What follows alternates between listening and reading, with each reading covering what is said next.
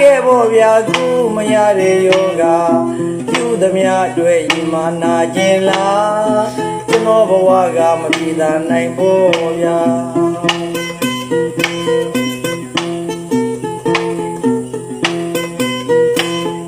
ကျွန်တော်အိမ်ကမရ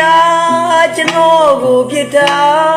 အထီးကျန်ကကျွန်တော်တယောက်တည်းပေါ့ဗျာကျွန်တော်မှညာတိုင်းအိမ်မပြောလေတိုင်း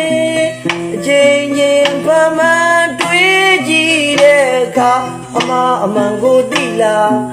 KTV ကချောလာလေးကိုခဏဖော်မွန်တွဲတာတာယာခဲ့မိတဲ့ကျွန်တော်မှကူမရတဲ့ယောဂ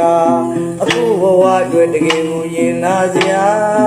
ပြုသမျှရဲ့ခံကြမှာတွေပေါ်ရာ